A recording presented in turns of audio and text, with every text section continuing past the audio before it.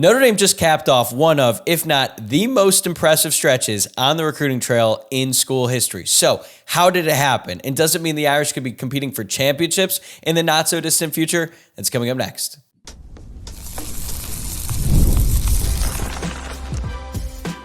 You are Locked On Irish, your daily podcast on the Notre Dame Fighting Irish. Part of the Locked On Podcast Network, your team every day. Hey, what's going on? And welcome into Locked On Irish, your daily Notre Dame podcast. I'm the host, Tyler Wojciak. I'm a Notre Dame alum and producer at Fox Sports, and it is great to have you here with us on Thursday, October 3rd. And thanks for starting your day right here by making this your first listen of the day. You can listen to every episode wherever you get your podcasts, and you can watch the full thing on YouTube as well. If you are watching along, please remember to give this video a thumbs up and subscribe to the channel. Or if you're listening to the podcast, please rate the show 5 stars, leave a review, and of course, subscribe. Today's episode is brought to you by FanDuel. Place your first $5 bet and you'll get started with $200 in bonus bets guaranteed. Just visit FanDuel.com to get started. Okay, really excited about today's show because we're going to do something completely different. Yesterday, I had recruiting insider Eric Thomas on the show for the latest updates on Notre Dame football recruiting. And today, we will keep that recruiting coverage going along, but instead, we are going to focus entirely on what the Notre Dame men's basketball program is doing on the recruiting trail because it's historic. It's unprecedented.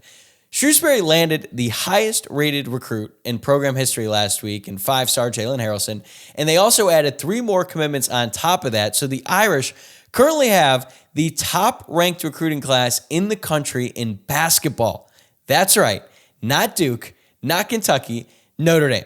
Is it going to stay that way?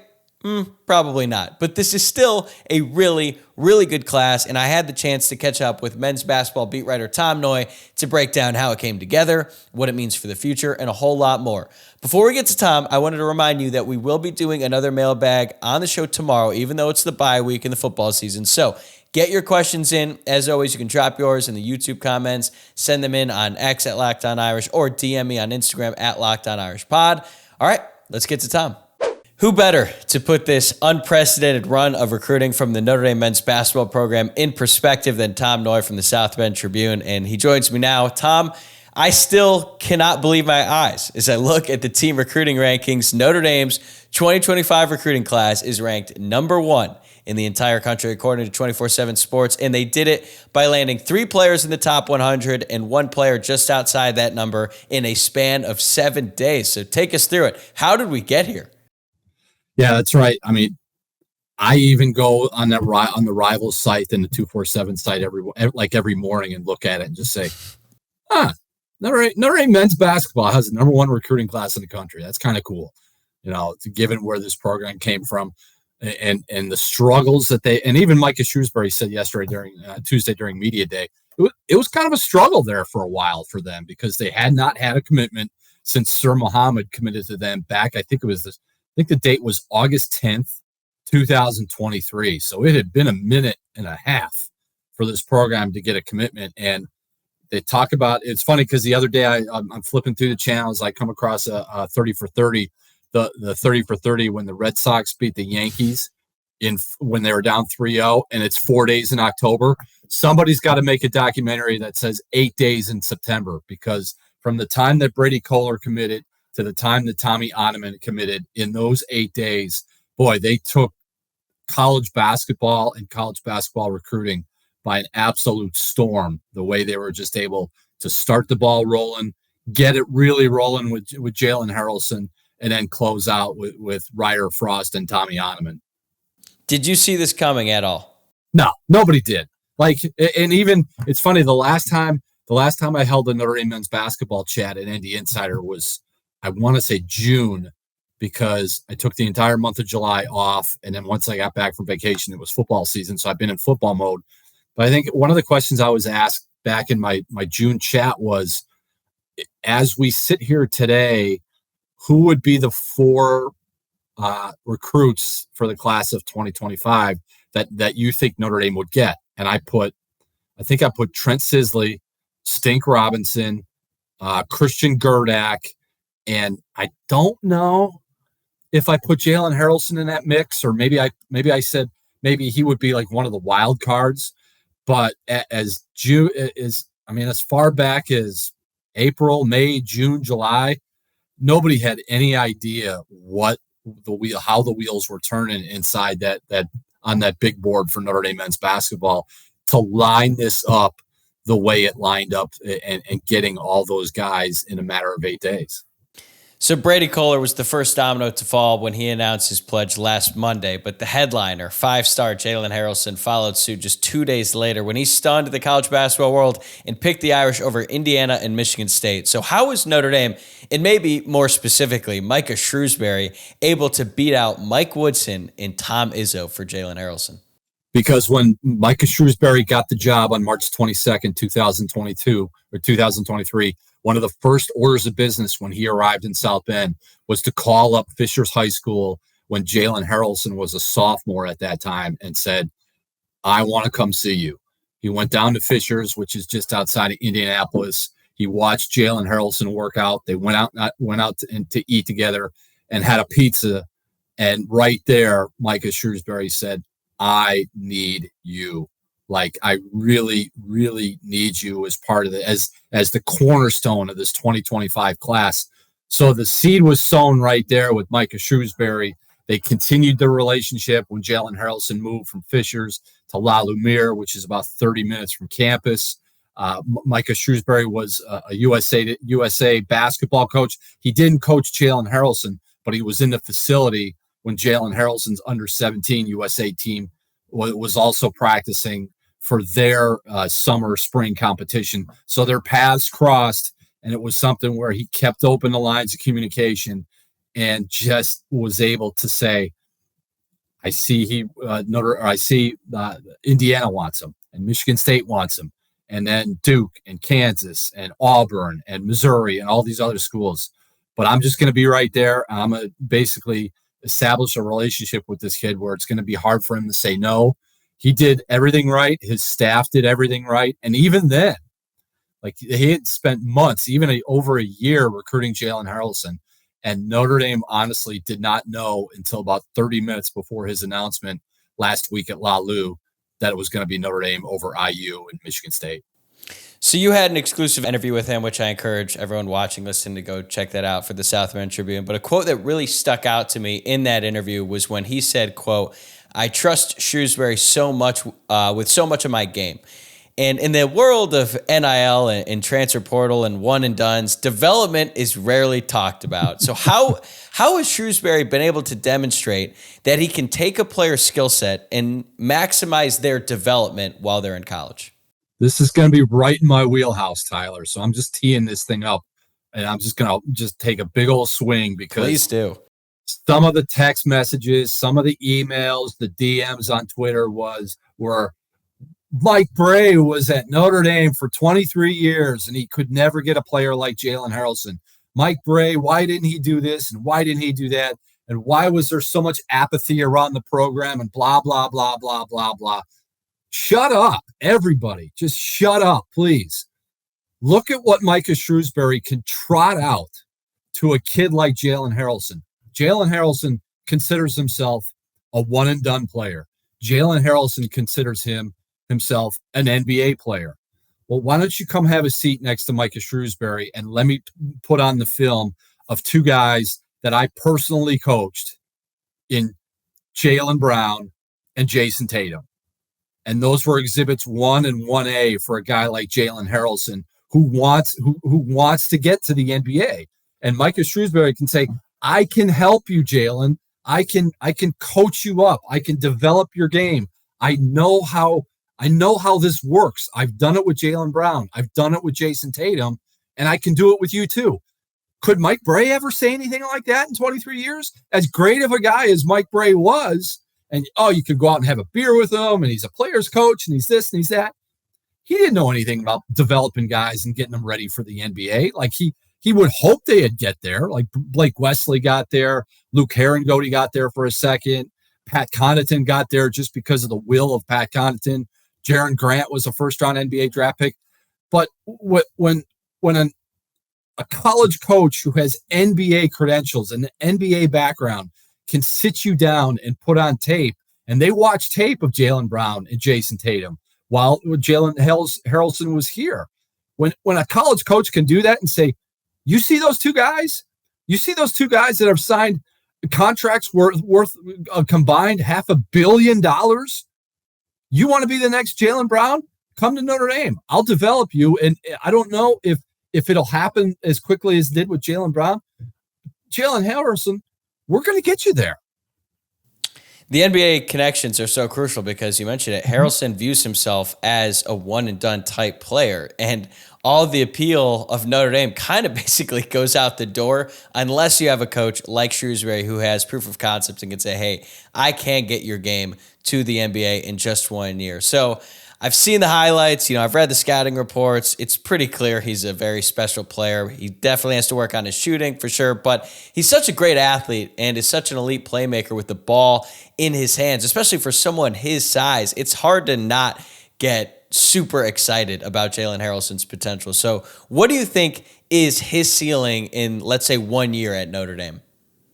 I've been to La Lumiere now maybe a dozen times in the last 5, 6, 7, 8 years going over there. And I know all the coaches over there well.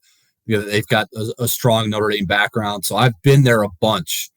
The first time I went there, I don't know what year it was, a couple years ago, and I walked out of talking to a kid, and the first thing I said to myself was, this guy's a pro. And it was Jaren Jackson Jr. The second time I walked out at La Lu and said, this kid's a pro, it was Isaiah Stewart. The third time was last Wednesday when I went over there at 7:30 in the morning and I left campus and said, this kid's a pro, and it's Jaylen Harrelson. Like he just looks like he's an NBA guy. His hands are enormous. His body, he's like 6'7", but he looks like he could easily get to like 6'9". He just has an NBA body and an NBA skill set to where the game, I think, has come easy for him at this level. And it's going to be a situation where I know what I can do at a high school level. I got ready from high school to college. Now I want to go from college to pro. Let's see what Micah Shrewsberry can do, because there's just so much there. And I loved his answer when I said, are you a guy that needs the basketball in your hands to be effective? He's like, hell no. Like, I look at what I did or I didn't do with USA basketball. I averaged maybe the third most points on the team, but I also played the third fewest minutes. Like, he can fit his game to what a team needs and what a program needs. And I think it's just going to be fascinating to see what Micah Shrewsberry and that staff are going to be able to do to kind of maximize Jaylen Harrelson's ability and potential next year. And Jaylen Harrelson's the first guy to say it. He says, look, I want to be a one and done. I mean, I want to be the next Blake Wesley at Notre Dame and play college for 1 year and then go to the NBA. But he said, in the same sentence, he says, if Shrews decides and says, I'm not ready, and the NBA says, I'm not ready, hell, I'll stay 2 years. And how many kids have the self-awareness to say that instead of just saying, nope, I'm one and done. I don't care what I do in college. In my 1 year in college, I'm going to the freaking NBA. Jaylen Harrelson's like, I'd love to be the next one and done at Notre Dame. But if it doesn't happen and I need 2 years, the development of my game is more important than chasing an NBA paycheck after one season. There's a great tidbit in your interview when he talks about watching film with Shrewsberry during one of his recruiting visits, and Shrewsberry's like coaching him hard. And he's like, wait a second, I haven't even committed yet. And he's like giving him actual points, like, you need to do this to improve your game. And I think that kind of gets lost in NIL and sort of the immediate satisfaction where it's like, okay, if I go to Notre Dame, I'm trying to get the big bucks down the road, and I think that I can develop my game most in Notre Dame. So we talked a lot about Jaylen Harrelson for good reason. Last question I have about him, and I don't mean to put you on the spot, but is there a player who he reminds you of? Doesn't have to be a Notre Dame player, because odds are there's not that many Notre Dame players that are like him. But current or former, who does he remind you of? Right now, it's hard to say because I've never seen him play, and people talk about this all the time as far as recruiting. It's when Notre Dame gets a player, it's like, what about this guy? What about that guy? I wait until they get on campus and can play with and against fellow college guys, because it's easy to go over there and to La Lu, and they do play a better schedule than what your normal high school teams play. But I like to wait to see and until they get on campus. And I say, okay, I see how he fits. I see what his game is like, but there's just so much to like about him, just his build, his size, his makeup, his approach. I don't know if Notre Dame's ever had a player that they're getting in Jaylen Harrelson when he walks on campus next June. Tom will join us again in a second to forecast how this unprecedented success on the recruiting trail could change the trajectory of this program. But before we do that, I got to tell you about a great new promotion from our friends at FanDuel.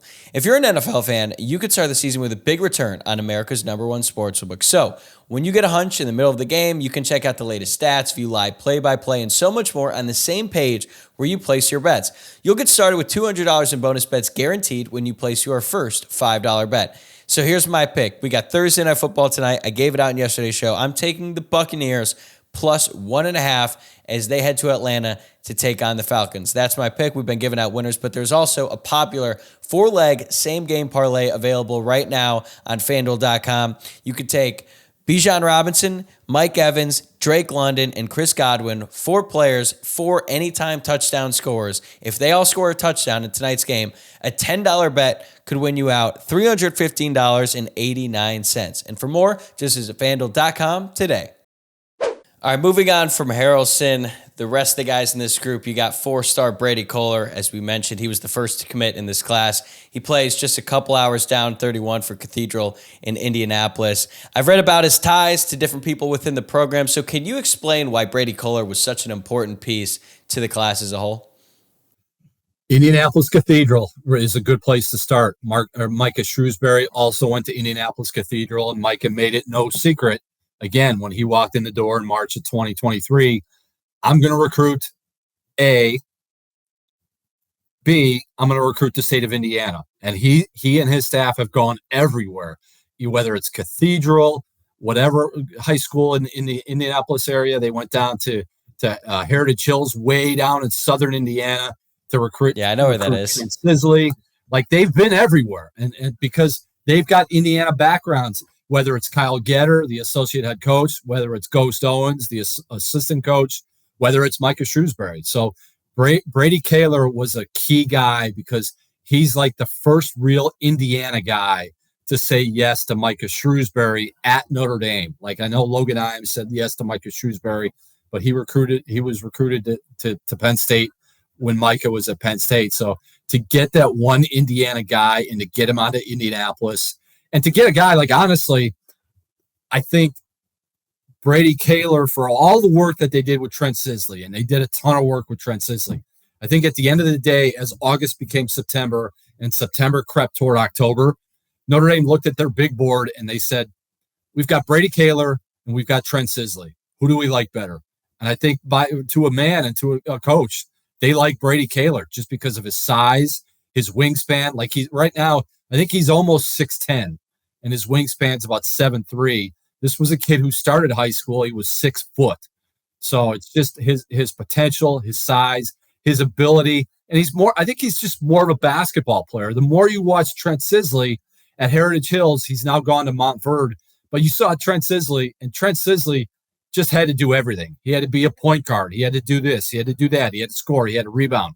Brady Kohler is more of a basketball player. And I think that's what attracted him to Micah Shrewsberry and the staff.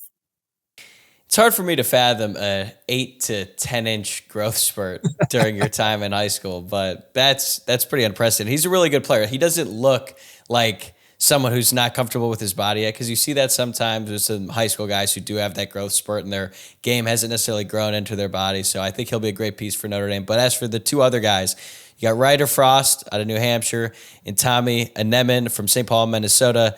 Tommy's clearly the big man of the class, plays like a traditional 5. What do him and Frost bring to the table? Well, Ryder Frost, it was funny last year when Notre Dame had signed Cole Serta, Sir Muhammad, and Garrett Sundra. The Notre Dame coaching staff was like, we believe that we got the best shooter in the entire country in Cole Serta in the class of 2024. When Ryder Frost committed, the word around Notre Dame was, we believe we got the best shooter in the class of 2025. So I'm like, wait, you just said that last year with Cole Serta. You're going to say it again with Ryder Frost, but they believe it. They believe that Ryder Frost is a guy that can come in, make shots, and it's just, again, whether it's Kohler, whether it's Harrelson, whether it's Ryder Frost, those three guys, they're more just basketball players. Like the way Micah Shrewsberry is going to want to play this year, and we can talk about the regular season at a later date, but it's going to be positionless basketball. It's not going to be, I want 2 guards, 2 forwards, and a big man. If they run 5 perimeter players out there, that's the way Micah Shrewsberry is going to roll. So that's why he wanted to get guys like Kaler and Frost and really Harrelson.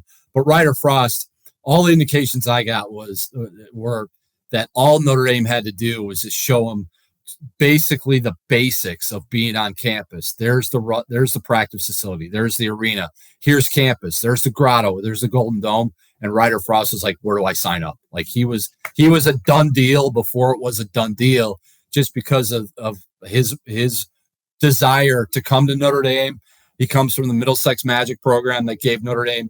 It's the same program that gave Notre Dame Pat Connaughton, Cormac Ryan, Dom Campbell for a year. So Michael Crotty, who runs the Middlesex Magic, is very familiar with the style of play and the just the overall culture of Notre Dame. So Ryder Frost was like, I'm gonna visit a bunch of schools. Like I think he went on something crazy like 7 or 8 official visits, but he said, if Notre Dame does everything right, this thing's going to be over with. And it turned out everything right was right, and it was over with. What about the big man? Because I think that kind of took some people by surprise there, being the 4th. No, it was a surprise only because they were on such a roll where you're like, okay, what are they going to do now? Like they wanted to get a big man. They want to get 4 guys. They got their 4 scholarship guys. And Tommy Ottoman was somebody where they're bringing him in, but maybe they're just bringing him in as a backup plan because they're still looking hard at Nate Amont from Virginia, who's like a top 5 kid. And that may just be let's see how we roll with this. And if we can get Nate and add him to that class, great. We'll go to 5 scholarships. But if we can't, we still need a big man. And it was Tommy Ottoman and it was Trey Singleton from Jeffersonville High School, just north of Louisville, in for visits this past weekend. And it was a situation where we've got 1 scholarship left. Who wants it? Tommy Ottoman, Trey Singleton. Whoever wants to come to Notre Dame, it's yours. Tommy Ottoman, Minnesota, Iowa, Nebraska, Wisconsin. He looked at the situation at Notre Dame, looked at what Micah Shrewsberry's building with his bigs, and said, I don't need to think about this. I'm committing. He committed to Notre Dame before he even returned to Minneapolis. And Ottoman's the last guy in the class, and he may be the most intriguing because he's 6'11". He's got a 7'3" wingspan. And I talked with his high school coach the other day when he committed. He said the kid was just a monster in helping us win a state championship in North Dakota last year. He has since transferred to gone to a high school now in St. Paul, Minnesota. So it's just an unbelievable class, an unbelievable 8 days for Notre Dame. Yeah, it is an unbelievable class, and we should probably remind people that the basketball season kicks off about a month from now, but these guys are not going to suit up for the Irish for another calendar year. But can you explain, big picture, the significance of this run on the recruiting trail and what it means for the future of the program? Just unbelievably bright future where maybe it gets to a point where this becomes the norm and not the exception to see Notre Dame. I'm not going to say they're going to have the number 1 class every single year, but they're going to get guys that are get them in the top 5. They're going to get guys who are going to get them into the top 10 because Micah Shrewsberry had a plan when he walked in the door and said, I'm going to recruit. I'm building it this way. I'm not going to look at the transfer portal. Notre Dame may not even look at the transfer portal next year, whereas this year it's Nikita Konstanovsky, it's Matalako, and it's Burke Shebahar. 3 grad transfers coming in from Princeton, Lehigh, and Monmouth. Next year, Micah Shrewsberry may be like, look, I'm set. Like we're gonna build it with high school guys. We're gonna do it through development. We're gonna do it through relationships, and forget this transfer portal nonsense of maybe this guy will fit our culture, and maybe this guy will be good in the locker room, and maybe this guy can play. We don't want to mess around with that. We want to go the more traditional route.